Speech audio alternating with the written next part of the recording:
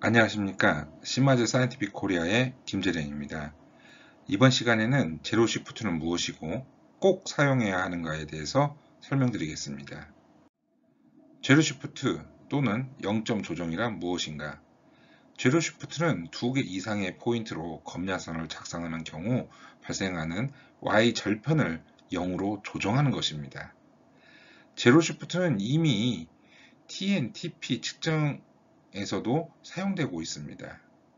TNTP를 측정하기 위해 UV 빛을 이용하여 흑강도를 측정하는 경우에 블랭크 시료를 넣고 ABS를 대부분 0으로 조정합니다. 이것이 제로 시프트를 실시하는 것과 같은 것입니다.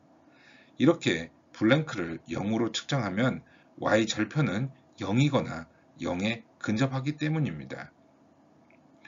TOC의 경우 정제수에 TOC가 존재하기 때문에 이를 고려하여 제로 시프트를 실시하는 것입니다. 그럼 TOC 사용자 매뉴얼에서 설명하는 제로 시프트에 대해 보시겠습니다.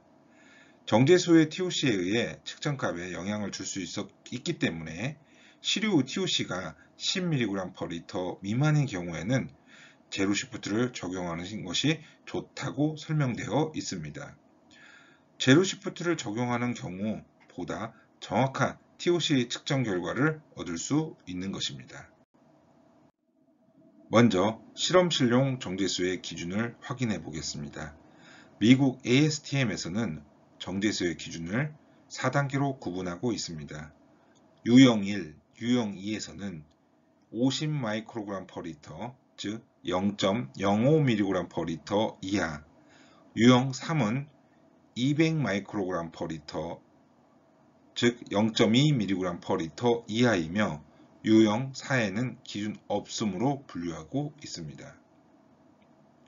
한국 표준협회의 KS M9238에 따른 희석수 조건은 TOC가 10 미만인 경우에는 0.1 또는 0.3mg/리터 이하여야 하며 TOC가 10에서 100mg/리터인 경우에는 0.5mg/리터 이하여야 하며 시료가 100mg/리터를 초과하는 경우에는 1mg/리터의 TOC를 갖는 증류수를 사용할 수 있다고 되어 있습니다. 따라서 시료 TOC 농도 대비 1에서 3% 미만의 정제수를 사용할 수 있는 것이며 무엇보다 중요한 것은 정제수 TOC가 낮을수록 좋다는 것입니다. 그리고 일반적인 실험실의 경우 정제수 TOC는 0.2에서 0.3mg/리터 정도의 TOC를 갖는 것이 일반적입니다.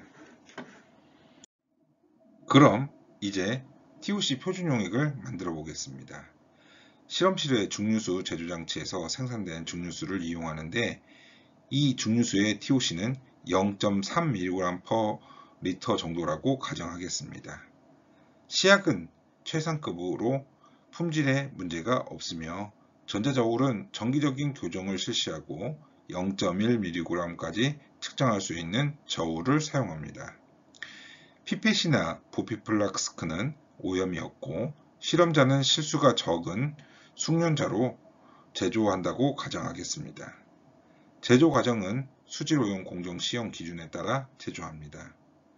TOC 표준용액 1000mg/리터를 위해 풀타산수소 칼륨을 정확히 측정하여 TOC가 0.3mg/리터인 증류수에 녹인다면 이 표준용액의 TOC는 1000.3mg/리터가 되는 것입니다. 그럼 이 표준용액을 가지고 각각의 검양선용 표준용액을 제조해 보겠습니다. 하천 호소용으로 최대 농도 20mg/리터인 검양선과 하폐수용으로 최대 농도 150mg/리터인 검양선을 TOC가 0.3mg/리터인 증류수를 이용하여 제조하면 표에서 나타낸 것과 같은 농도의 표준용액이 됩니다. 실제 농도와 표기된 농도의 차이가 증류수의 농도만큼 있는 것을 확인할 수 있습니다. 이것을 측정하여 그래프로 나타내면 다음과 같습니다.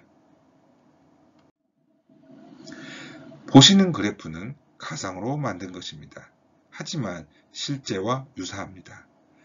보시는 것의 파란 선은 실제 측정에 의한 검량선이며 붉은 점선은 제로 슈프트를 적용한 것입니다. 하천 호소용은 다소 구분되는 것처럼 보이지만 하폐 수용은 잘 구분되지 않습니다. 이것은 하폐 수용이 검량 범위가 넓기 때문이며 이로 인해 중류수의 영향이 적기 때문입니다. 그럼 이 그래프를 갖고 실제 시료를 측정하면 어떻게 나타나는지 보겠습니다. 먼저 정도관리 실험을 위해 첫 번째 표와 같이 정도관리용 시료 TOC 0.7, 3, 5, 10mg/L의 용액을 만들었다고 가정하겠습니다. 이 용액을 측정할 때 제로 슈프트를 적용하지 않으면 기대했던 농도가 잘 나타납니다. 그럼 제로 슈프트를 적용하면 어떻게 나타날까요? 측정값이 중류수 TOC 농도만큼 높은 TOC가 나타납니다. 이제 실제 시료를 측정하겠습니다. 두 번째 표에 나타난 것 같이 이상적이지만 TOC가 0.7, 3, 5, 10mg/L인 시료가 있다고 가정하겠습니다. 제로 슈프트를 적용하여 측정하면 정확한 농도를 측정합니다. 그러나 제로 슈프트를 적용하지 않으면 중류수의 TOC만큼 낮은 TOC가 측정됩니다.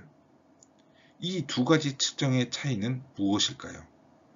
그건 측정 대상인 시료에 실험실의 중류수가 포함되는가입니다. 정도관리용 시료는 실험실 정제수를 사용하여 제조하고 측정하고 하였기 때문이며 일반 시료는 실험실의 정제수가 들어가지 않았기 때문입니다. 만약 일반 시료를 희석하여 측정한다면 정도관리용 시료와 실험실의 정제수가 포함되어 같은 측정을 하는 것입니다. 앞선 측정에서 어느 경우는 제로 슈프트를 적용해야 정확한 값이 나오고 어느 경우에는 적용하지 않아야 정확한 값이 나왔습니다. 조금 복잡한 내용이지만 잘 들어보시면 이해되실 것이라 생각됩니다. 첫째, 일반적인 환경의 물에는 측정이 가능한 정도의 TOC가 항상 존재한다. 둘째, 실험실에서 사용되는 정제수는 최소한 TOC가 0.5mg/L를 초과하지 않아야 하며 낮을수록 좋다.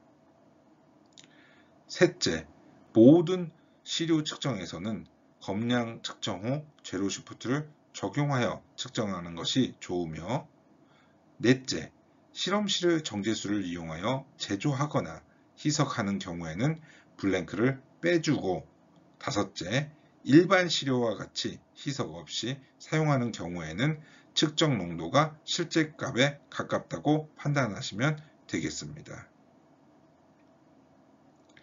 결과적으로 정확한 TOC 측정을 위해서는 가급적 제로 슈프트를 적용하고 실험실의 정제수가 사용되었다면 블랭크를 빼주고 사용하지 않았다면 빼주지 않으면 됩니다.